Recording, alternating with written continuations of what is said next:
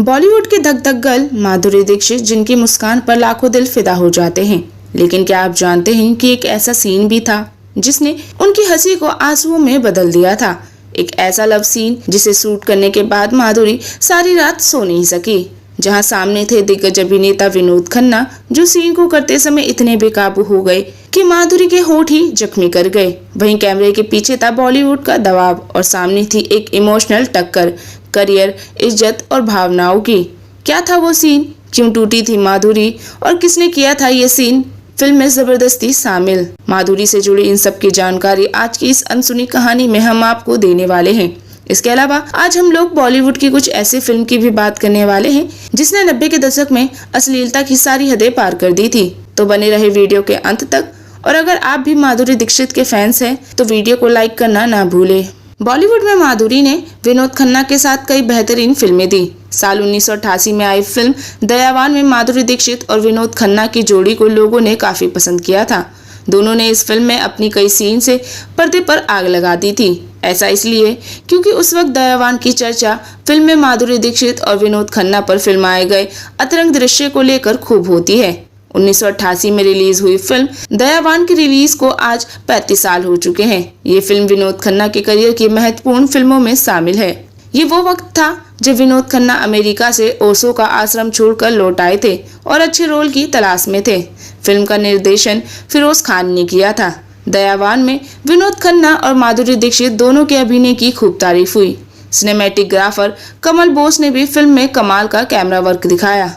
Box office पर भी film ने अच्छा मुनाफा कमाया, लेकिन ये फिल्म फिरोज खान की बाकी फिल्मों से कमजोर रही, जिसका कारण था इस फिल्म से जुड़ी कंट्रोवर्सी। कई बार फिल्म के अभिनेता अपने रोल में इतना डूब जाते हैं कि वे इंटीमेट सीन के दौरान बेकाबू हो जाते हैं। ऐसा ही वाकया विनोद खन्ना और माधुरी दीक्षित के साथ फिल्म दयावान की शूटिंग करते वक्त भी हुआ था। दोनों फिल्म का सुपरहिट गाना आज फिर तुम पर प्यार आया है शूट कर रहे थे। उस दौरान गाने के सीन में विनोद खन्ना को माधुरी दीक्षित को किस करना था। दोनों के बीच ये किस सीन थोड़ा लंबा था। ऐसे में विनोद खन्ना उस सीन में इतने ज्यादा खो गए कि उन्हें होश ही नहीं रहा। ऐसा कहा जाता है कि डायरेक्टर के कट बोलने पर भी विनोद रुक नहीं रहे थे, यहाँ तक कि उन्होंने माधुरी के होठ तक चबा लिए थे। माधुरी इस सीन को करते वक्त बहुत ही असहज महसूस कर रही थी, लेकिन विनोद ने इस सीन के लिए कई रीटेक ले डाले थे। एक इंटरव्यू में माधुरी ने बताया था कि उन्हें इस बात की जानकारी नहीं थी कि फिल्म में इस तरह के इंटीमेट सीन होंगे। जब ये इंटीमेट सीन शूट हुआ था, इससे ही कुछ वक्त पहले वे आध्यात्मिक में ध्यान लगाकर लौटे थे। विनोद खन्ना ने उस वक्त अपना करियर छोड़ दिया था। जब वे पीक पर थे, वे अपने बड़े से बंगले छोड़कर आध्यात्मिक की तरफ चले गए। विनोद खन्ना ने अपने एक इंटरव्यू में इस बात का खुलासा किया था कि पैसा और फेम होने के बाद भी उन्हें अपने जीवन में कुछ कमी सी महसूस होती है, इसलिए वे संन्यास ले रहे हैं। विनोद खन्ना ने अपना परिवार छोड़ अमेरिका में आध्यात्मिक गुरु ओशो के आश्रम को अपना निवास स्थान बना लिया था। साल 1982 से साल 1987 तक वे वहीं रहे। इसके बाद 1988 में उन्होंने फिल्म दयावान साइन की और सुर्खियों में आ गए। रिपोर्ट्स की माने तो विनोद के इस तरह से बेकाबू होने के बाद माधुरी ने उन्हें फटकार लगाई थी। एक्ट्रेस ने विनोद से दूरी बनाना बेहतर समझा था। यहाँ तक कि बाद में माधुरी को विनोद के साथ इंटीमेट सीन करने पर कई सालों तक अफसोस भी रहा। हालांकि माधुरी ने एक इंटरव्यू के दौरान बताया था कि जब मैं उस सीन की शूटिंग कर रही थी तो मैं उस समय काफी नर्वस थी। हालांकि विनोद खन्ना भी नर्वस थे, लेकिन बाद में विनोद खन्ना ने मुझसे माफी मांग ली थी। माधुरी का कहना है कि वे आज भी फिल्म में सीन को देखकर काफी ज्यादा शॉक्ड हो जाती है। वैसे दोस्तों, आपको बता दें कि भारतीय सिनेमा में एक ऐसा दौर भी था जब रोमांटिक या इंटीमेट सीन को दो पक्षियों या फिर फूलों के जरिए पर्दे पर दिखाया जाता था।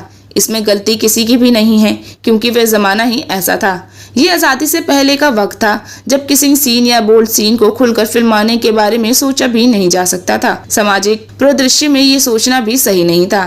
तब लोग फिल्मों में दिखाई जाने वाली चीजों को अक्सर आत्मसात किया करते थे, और वे चाहे एक्टर के बालों का लुक हो या फिर किसी अदाकारा के साड़ी बांधने का तरीका। पारिवारिक फिल्मों का चलन था जो पूरा परिवार साथ बैठकर देखता था। दूसरे शब्दों में कहे तो उस वक्त भारतीय सिनेमा बोल्ड नहीं था, लेकिन अगर हम आपको बताएं कि उस वक्त भी एक एक्टर और एक्ट्रेस ने बेहद बोल्ड सीन दिया था तो आप शायद मानेंगे नहीं, मगर यही सच है।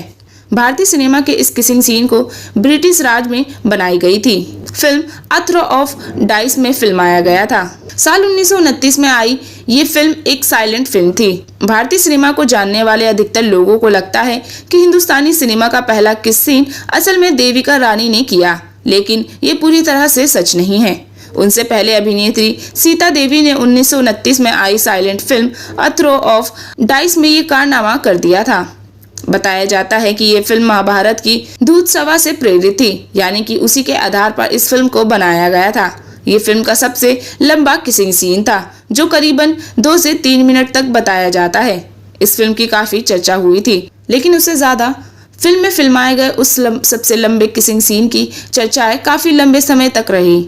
इसके बाद साल 1933 में रिलीज हुई फिल्म कर्मा में भी किस सीन को दिखाया गया था, जो काफी सुर्खियों में रहा था। फिल्म में ये किसिंग सीन, जिस एक्टर और एक्ट्रेस पर यह सीन फिल्माया गया था, वो उस समय की फेमस एक्ट्रेस देविका रानी और एक्टर थे उनके पति हिमांशु रॉय।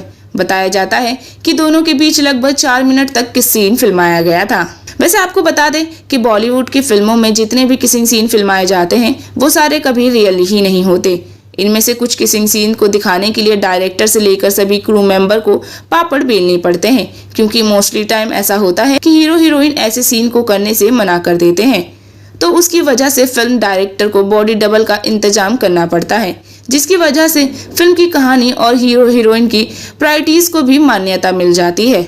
वहीं दूसरी तरफ किसिंग सीन के लिए शीशे का भी इस्तेमाल किया जाता है, जहां किसिंग सीन शूट करते वक्त हीरो हीरोइन शीशे पर किस करते हैं, लेकिन देखते वक्त ऐसा लगता है कि वे रियल में एक दूसरे को किस कर रहे हैं, जो असल में शीशे के सामने फिल्माया जाता है। इसके अलावा बॉलीवुड में किसिंग सीन शूट करने के लिए इल्यूजन शॉट्स का भी इस्तेमाल किया जाता है। शूटिंग की भाषा में ब्यूटी शॉट्स का मतलब मेकअप से नहीं होता। इसका मतलब होता है हक करना, हाथों में हाथ डालना या फिर कैमरा एंगल ऐसे रखना जिससे बॉडी पार्ट्स को कवर किया जा सके। ये सभी सिनेमैटिक ग्राफ की तकनीकें होती हैं। ऐसे सीन में बेड पर सैटिन के बेडशीट्स यूज किए जाते हैं और इससे ढककर केवल इल्यूजन क्रिएट किया जाता है। इन सब के अलावा ऐसे सीन्स को फिल्माने के लिए क्रोमा शॉट्स का भी इस्तेमाल किया जाता है। क्रोमा शॉट्स नीले या हरे रंग के कवर के साथ किया जाता है, जिसे बाद में एडिटिंग से गायब कर दिया जाता है। उदाहरण के लिए, अगर कोई अभिनेत्री या अभिनेता को किस करने से आपत्ति हो तो उनके बीच कोई सब्जी जैसे लौकी या कद्दू रखा जाता है। ग्रीन कलर का होने के कारण लौकी क्रोमा का काम करती है और वे दोनों ग्रीन लौकी को किस करते हैं। बाद में पोस्ट प्रोडक्शन के दौरान सीन से उसे गायब कर दिया जाता है और उसे देखने वालों को ये सीन असली लगता है। वैसे दोस्तों, किसी भी इंटीमेट सीन को शूट करने के लिए अभिनेता या अभिनेत्री की रजामंदी सबसे जरूरी होती है। ऐसे सीन शूट करते वक्त इस बात का पूरा ख्याल रखा जाता है कि मेल या फीमेल कलाकार के प्राइवेट पार्ट्स आपस में टच ना हो। इसके लिए क्रिकेट खिलाड़ियों की तरह एक्टर के लिए लो गार्ड या कुशन या फिर एयर बैग का इस्तेमाल किया जाता है। वहीं एक्ट्रेस के लिए पुशअप पैड्स और अगर पीछे से टॉपलेस दिखाना हो तो आगे पहनने वाले सिलिकॉन पैड का इस्तेमाल किया जाता है। हालांकि इन तकनीकों के अलावा भी 90 के दशक से बॉलीवुड में कुछ अभिनेता या अभिनेत्री ऐसे हैं जो ऐसे सीन्स को रियल में करने के लिए रेडी रहते हैं। लेकिन इसमें ऐसा देखा गया है कि कई बार फिल्म के सेट पर इंटीमेट सीन शूट होते हैं और उसी दौरान एक्ट्रेस बहक जाते हैं। सिनेमा के इतिहास में इस तरह के किस्से अक्सर सुनने को मिलते हैं। बॉलीवुड अभिनेता विनोद खन्ना का नाम भी उन्हीं सितारों के साथ लिया जाता है जो बोल्ड सीन देते वक्त खुद पर काबू नहीं रख पाते थे। बॉलीवुड फिल्मों की सच्चाई को जानने के बाद फिल्मों के प्रति आपकी क्या राय है, हमें कमेंट करके ज़रूर बताएं और साथ ही ऐसी और भी अनकही सच्चाइयों से जुड़े रहने के लिए हमारे चैनल को सब्सक्राइब और बेल आइकन पर क्लिक करना ना भूलें।